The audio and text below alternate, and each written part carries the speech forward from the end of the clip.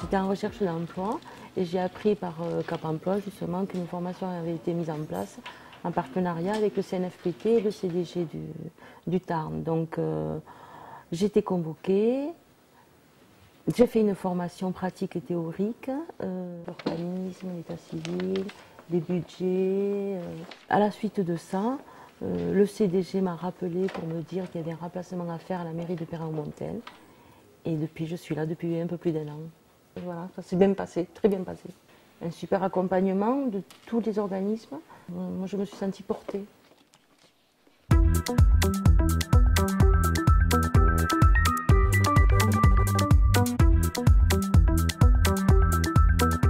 L'embauche de Madame Rémile n'a posé aucun problème par rapport à son handicap. L'ensemble des bâtiments avait été rénové en 2008 et donc offrait une accessibilité complète. L'aspect important lors du recrutement, c'était qu'elle avait suivi une formation au sein du centre de gestion et cette formation-là nous donnait quelque part une garantie sur la possibilité d'intégration de cette personne.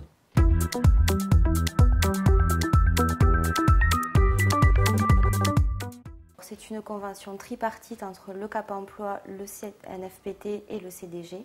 Cap Emploi sélectionne des personnes en situation de handicap pour participer à cette formation. Le CNFPT est là pour former, autant sur le plan théorique que pratique. Et le centre de gestion est là pour un peu piloter l'itinéraire de formation et proposer des remplacements à ces personnes qui ont suivi cette formation.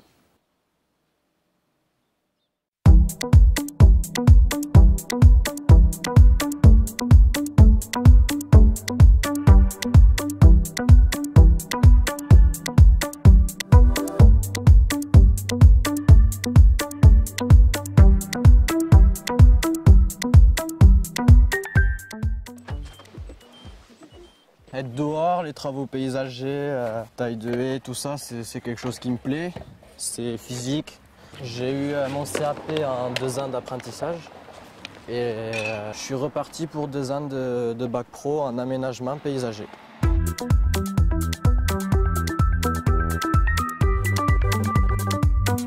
Donc le travail à binôme de l'apprenti, c'est jamais laisser l'apprenti tout seul. On l'encadre, on lui apprend ce qu'il faut faire, ce qu'il ne faut pas faire.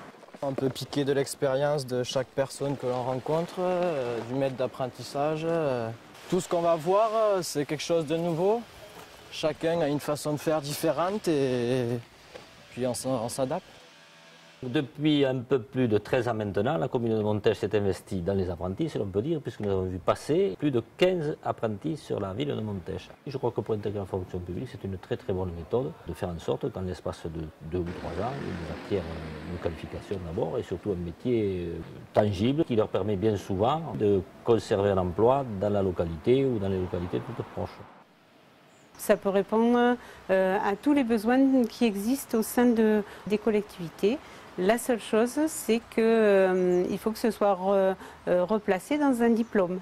Donc, après avoir défini le diplôme avec la collectivité, on peut former toute personne du niveau CAP jusqu'à l'ingénieur, en sachant que plus le jeune se forme, et mieux c'est pour lui, parce qu'il acquiert de nouvelles compétences.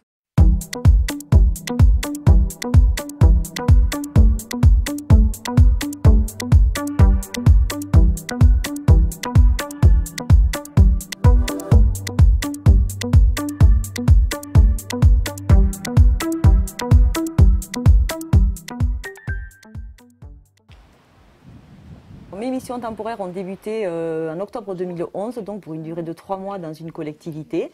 Se sont enchaînés 8 mois dans une collectivité donc à côté. Et c'est dans la deuxième collectivité où l'emploi a été créé. Aujourd'hui, j'ai un temps complet, mais que je partage entre 2 mi-temps. Le mi-temps que j'exerce ici à la commune du Renc et le mi-temps que j'exerce à la commune de Sainte-Juliette-sur-Viure. Le fait que j'ai pu m'investir dans la collectivité les 8 mois avec le service de remplacement, je pense que ça a été aussi une bonne période d'essai pour les élus qui ont vu mes compétences et qui ont pu en juger. L'objectif, c'était d'être titulaire. Bon, je ne pensais pas être titulaire aussi rapidement et aussi près de mon domicile.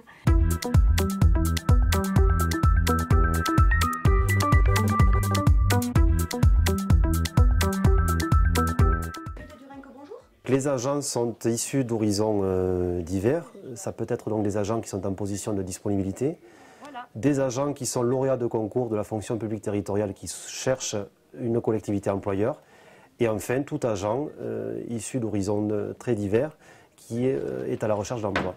Les collectivités donc, qui font appel à nous sont des collectivités donc, rurales, collectivités un peu plus importantes pour des surcroîts de travail par exemple, ou bien des établissements publics locaux, dans le cadre de congés de maladie d'un agent titulaire ou bien maternité, etc. Dans l'urgence parfois, d'où la réactivité qui est demandée aux agents intervenants. Avec le recul que nous pouvons avoir depuis le développement du service il y a 3 ans, nous avons réussi à pérenniser environ une vingtaine d'agents dans le département.